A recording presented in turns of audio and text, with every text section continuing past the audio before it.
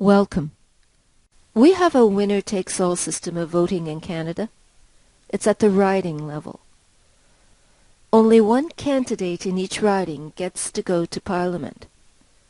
No matter how close the vote, voters for losing candidates in ridings get no representation in Parliament. And that winner-takes-all system in ridings can distort how parties are represented in Parliament. Did you know that in the 1998 Quebec provincial election, the Liberals got the most votes, but still were defeated? Because of the way the votes went in individual ridings, even though the separatist Parti Québécois received only 43% of the votes, they won 76 out of 125 riding seats and formed a majority government. Did you know that in the 2011 PEI election, the Conservatives got 40% of the votes? But because of the way the votes went in individual ridings, they won only 4 out of 27 seats in their parliament. In the 2011 federal election, the Conservatives received 39.6% of the votes. But because of the way the votes went in individual ridings, they took 56% of the seats and formed a majority government. These three examples indicate how in our system a party's representation in Parliament and the power that comes with that can be out of balance with the voting support the party actually receives. 90 countries have chosen a voting system that eliminates this imbalance. It's called proportional representation, PR for short. In PR systems, if a party gets 30% of the seats in Parliament, it's because they got close to 30% of the votes.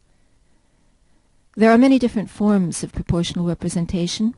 We've chosen to focus on direct party and representative voting, DPR for short. In DPR, voters have 2 votes on their ballot. In the first part of the ballot, they vote for the candidate who will be elected as their member of Parliament. But on the second part of the ballot, people don't vote for a person. They vote for the party they want to govern the country. This means that a voter can vote for a riding candidate based on personal preference rather than party loyalty, because it's this second vote that will determine what party rules the country. Also, because all parties are registered on the second part of the ballot, a voter can vote for a party that may not be running candidates in their riding, like, say, the Green Party. But how does this lead to proportional representation? First, all the party votes on the second part of the ballot will be totaled up. Imagine 10 million votes. Then the percentage each party gets of the total votes is determined.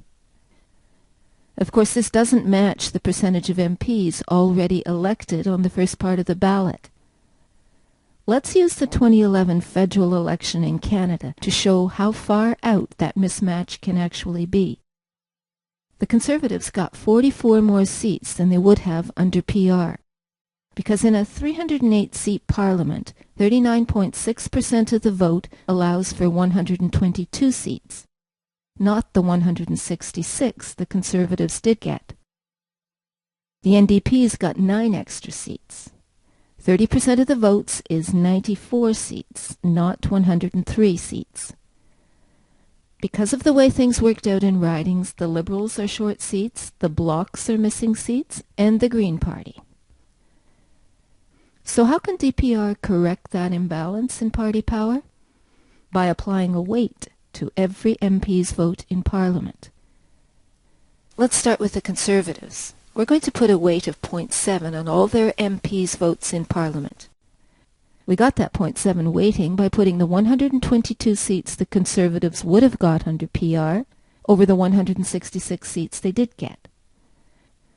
To address the NDP's surplus seats, we put the 94 seats the NDP would have got under PR over the 103 seats they already have, for a voting weight of 0.9. Note that when we do this for the other 3 parties, every time their MPs vote in Parliament, their vote counts for more than 1. Let's summarize. First, DPR elects MPs just the way we do. Second, DPR uses the second vote on the ballot to identify the percentage of voting support for each party. And third, DPR uses this information to apply a weighting system to the votes of elected MPs. Result? The number of seats in MPs in Parliament remain the same, and proportional representation is achieved by adjusting the weight of each MP's vote. So why do all this? What are the advantages of proportional representation? First, under proportional representation, all voters have a reason to vote. Liberals or NDPs in strongly conservative ridings, conservatives in strongly liberal ridings, the emerging Green Party, all know that their vote is going to count overall. Perhaps that's why voter turnout at the polls is generally higher in European countries with proportional representation systems. Second, because every vote counts, gerrymandering, the manipulation of riding boundaries to favor ruling parties, becomes pointless. Third, there are more women and visible minorities in proportional representation parliaments, and the differences can be large. Fourth, proportional representation provides space for the growth of new parties. By contrast, our own system underrepresents them. Fifth, and this is a big one, under proportional representation, ruling parties can't force through legislation if they don't have the support of 50% of the people. Finally, and perhaps most importantly, parliaments are much less confrontational and divisive. Parties know that if they don't have the support of 50% of the people, they will have to work in coalition with other parties.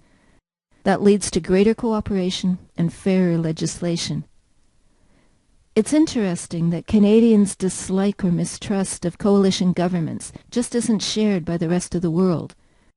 Did you know that the new Northern Irish, Scottish, and Welsh parliaments chose proportional representation over our own model? Or that in Europe only Great Britain and the Vatican still use our system of voting? Or that among the 34 OECD countries, only the United States and Great Britain still vote the way we do?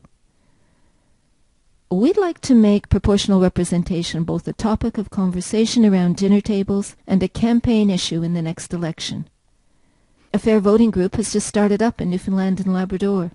If you'd like to get involved or you want more information on DPR and other alternative voting systems, please contact us at fairvotingnl@gmail.com or visit Fair Vote Canada's website at www.fairvote.ca. And thanks for listening.